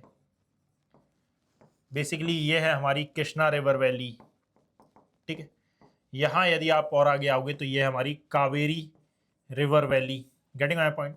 ये वो रिवर वैलीज हैं जिनके आसपास एक्चुअली में आपको इंडस्ट्राइजेशन ज्यादा देखने के लिए मिलेगा, गेटिंग माय पॉइंट। यानी कि यहाँ पर आपको इंडस्ट्री ज्यादा देखने के लिए मिलेंगी। और ऐसा क्यों है? बस यही एक्चुअली में क्वेश्चन की मेन डिमांड है। Are you getting my point? यही क्वेश्चन में मेनली पूछा गया है। तो सबसे पहले आपको यहां पर डेफिनेशन से शुरू करना है कि भाई रिवर वैली वो क्षेत्र है जहां पर नदी अपने जल ग्रहण क्षेत्र यानी कि ड्रेनेज बेसिन के साथ में बहती है और जहां पर वाटर अवेलेबिलिटी बहुत अच्छी होती है, उपजाऊ भूमि होती है तथा जो ट्रांसपोर्टेशन जैसी सुविधाएं हैं ये मौजूद आपको देखने के लिए मिलेंगी। क्यों मिलेंगी? क्योंकि यदि रिवर वैली होगी तो दैट मीन्स वाटर होगा, वाटर एग्रीकल्चर में यूज होगा, एग्रीकल्चर जहां पर होगा वहां ह्यूमन सेटलमेंट हो सकता है, ह्यूमन सेटलमेंट हुआ तो वहां पर ट्रांसपोर्टेशन का काम भी होगा, ट्रांसपोर्टेशन हुआ इंडस्ट्री आएंगी, इंडस्ट्री आएंगी तो अर्बनाइजेशन होगा। दैट मीन्स कि river is equal to development. बात समझे? ऐसे ये देखा जाता है। यानी कि यहां पर यदि नदी ही ना हो तो क्या हैवी इंडस्ट्रीज यहां विकसित हो सकती हैं? हो सकती हैं, लेकिन कठिनाई होगी। सो उद्योग नदी घाटियों में ही, नदी घाटी के आसपास के एरिया में ही क्यों विकसित किए जाते हैं? क्योंकि सबसे पहले तो मोस्ट इंपॉर्टेंट फैक्टर है जल की उपलब्धता। यहां पर वाटर अवेलेबिलिटी होती है, वाटर रिसोर्सेस यहां पर होते हैं। तो जो जैसे स्टील प्लांट है, स्टील प्लांट को पानी क्यों चाहिए? क्योंकि पानी का उपयोग यहां पर बॉयलर के तौर पर, क्लीनिंग के तौर पर, कूलिंग के तौर पर, chemical processing, power generation, paper industry, textile industry, food processing, petrochemical industries, सभी में वाटर इंटेंसिवली यूज होता है। I you getting my point? Hydro electricity power की यदि हम बात करें तो ये भी बहुत ज्यादा इंपॉर्टेंट होती है ना। हाइड्रो इलेक्ट्रिसिटी, रिवर है तो डैम बन जाएगा, डैम में हाइड्रो पावर बनेगा, चीप इलेक्ट्रिसिटी मिलेगी, इंडस्ट्रियल ग्रोथ इससे बहुत ज्यादा अच्छी होगी, ट्रांसपोर्ट इससे बहुत ज्यादा ईजी हो जाता है। ट्रांसपोर्ट क्यों ईजी हो जाता है? यदि आप यहाँ पर देखेंगे ट्रांसपोर्ट के लिए बहुत ज्यादा उपयोगी है, क्योंकि पहले तो जो रेलवे से ये नहीं होते थे, रिवर ही सबसे सस्ता ट्रांसपोर्ट माना जाता था। राइन है, मिसिसिपी है, गंगा, हुगली ना, यांगशे, ये तमाम प्रकार की रिवर्स फ्लैट लैंड में ये बहती हैं तो जेंटल स्लोप होता है, कंस्ट्रक्शन यहाँ पर आसान होता है, फर्टाइल प्लेन्स होते हैं तो एग्रीकल्चर बहुत अच्छा होगा, रॉ मटेरियल आ जाएगा तो जो एग्रो बेस्ड इंडस्ट्रीज हैं, फूड प्रोसेसिंग इंडस्ट्रीज हैं, ये अच्छी लगेंगी। अब जहां पर एक्चुअली में इंडस्ट्रियलाइजेशन है, जहां पर एग्रीकल्चर अच्छा हो रहा है तो पॉपुलेशन आएगी, पॉपुलेशन आएगी तो लेबर आएंगे, लेबर आएंगे तो यहाँ पर फिर जो एम्प्लॉयमेंट जनरेशन की पावर है यहाँ पर आपको देखने के लिए मिलेगी। It is directly connected with economic significance. Are you getting my point? That means बहुत ही इजी टू अंडरस्टैंड ये क्वेश्चन था, इसके बारे में आप याद रखिएगा। नाउ ये वाला जो सेशन है, यानी कि ये वाली जो क्लास है, ये यहीं पर एंड होती है। नेक्स्ट क्लास में मैं आपके साथ डिस्कस करूंगा डे 37 के बारे में, यानी कि यहाँ पर ज्योग्राफी के जो अदर फैक्टर्स बचे हुए हैं उनके बारे में डिस्कशन होगा। Are you getting my point? यदि आपको ये यूजफुल लगा हो, वैल्यूएबल लगा हो, तो इसको आप ज़्यादा से ज़्यादा शेयर कर सकते हैं इस सेशन को, ताकि सभी जरूरतमंद तक इसकी जो पहुंच है ये हो सके। आगे thank you, have great day.